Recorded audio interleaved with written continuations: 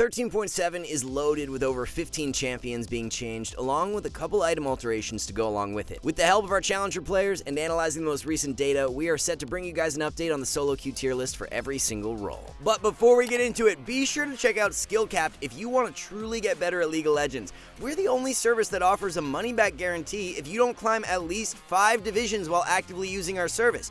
We do this because our service really does work, and if it doesn't work for you, you shouldn't pay. Learn more at the end of this video or click the link in the description below. Way back in patch 13.1, Death's Dance saw some major changes, and in 13.7, Riot has decided to completely revert them. Haste is being added back onto the item, AD is going back down from 65 to 55, and the armor is reduced from 50 to 45. Build path has also been reverted, meaning that Warhammer is now a component again instead of a pickaxe. It will really depend on the champion as to whether this ends up being a buff or a nerf.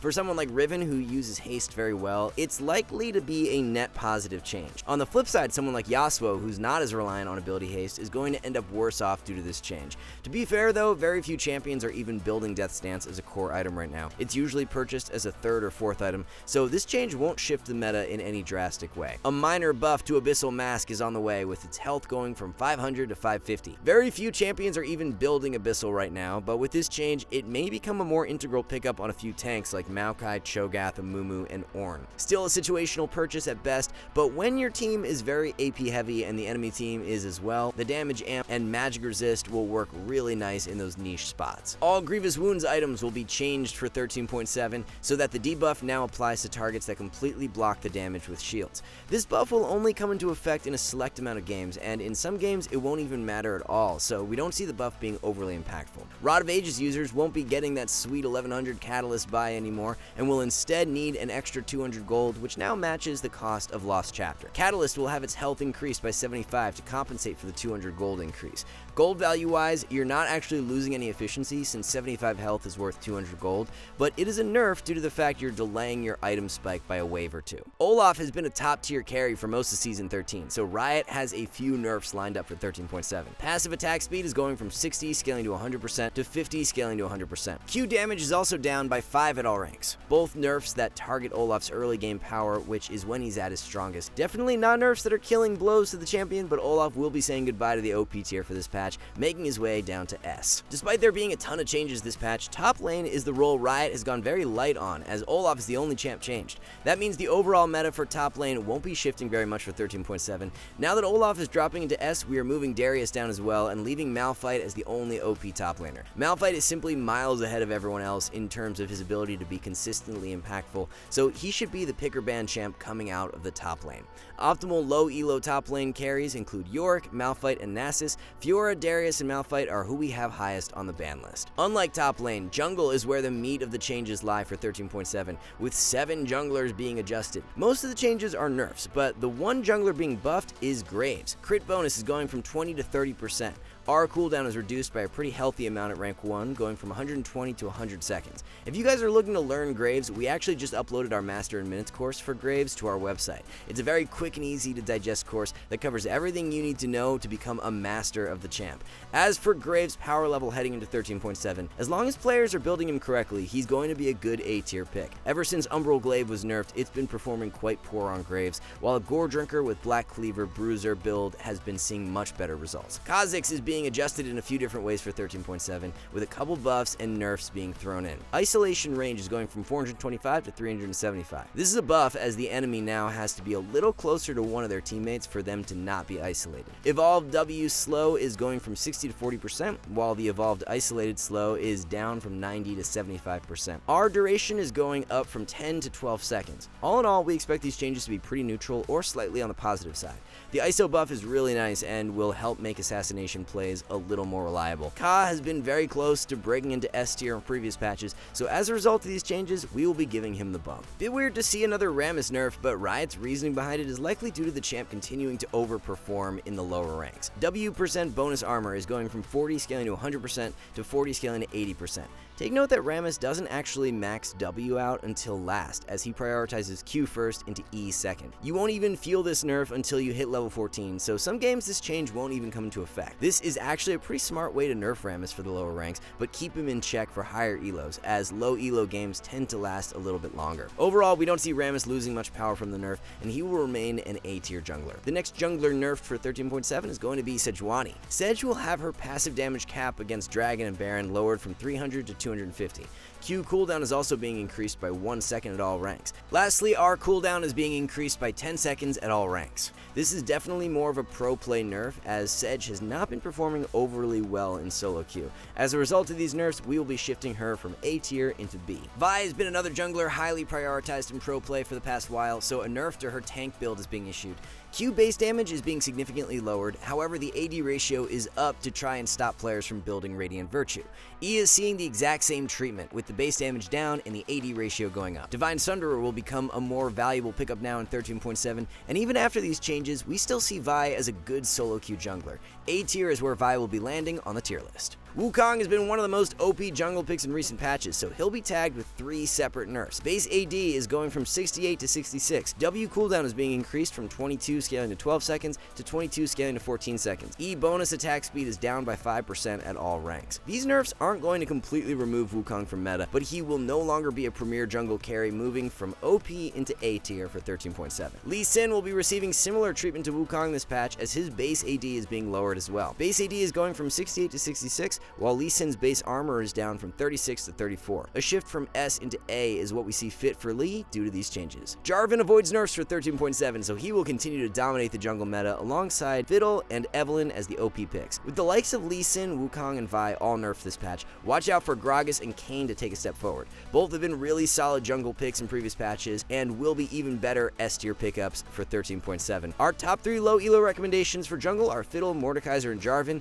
Evelynn, Kayn, and Jarvan are a few of the best jungle bans. Riot continues to chip away at Azir and has a bunch of additional changes lined up for 13.7. For context, Azir currently holds the lowest win rate for any solo queue mid laner, so he's definitely in need of some buffs. A couple base stat changes, with armor going from 19 to 22, while attack speed growth is up from 5 to 6%. Passive duration is being increased from 30 to 45 seconds, while the passive summon range is up from 500 to 700. Q mana cost is being altered from 65 scaling to 85 to 70 scaling to 110. Q stab range is also nerfed, going from 370 to 325. W mana cost is being reduced from 40 at all ranks to 40 scaling to 20. W damage per rank is up from 50 scaling to 90 to 50 scaling to 118. W total damage is increased, going from 50 scaling to 200 to 50 scaling to 210. The big takeaway from these changes are that Riot is trying to shift power away from Azir Q and into his W. Instead of being a poke mage, they really want his identity to shine as this consistent DPS character. We see Azir gaining some power off the back of these changes, but not enough to significantly shift him up the tier list, so we'll be leaving him in C for now. Tank Cat has become her most optimal build in recent patches, so Riot is trying to combat that in 13.7. Passive AP ratio is being increased by 5% at all ranks. Our AD ratio is going down from 18 to 16% bonus AD. A hit to the Divine Sunderer rush, but a buff to Nashers, so a positive outcome in our books. The Nashers into Rocket Belt core will be a little stronger in 13.7, and we'll be leaving Cat in the S tier for the time being. Yasuo will be receiving a couple of scaling buffs this patch to his passive and E. Passive shield is going from 100 scaling to 475 to 100 scaling to 575.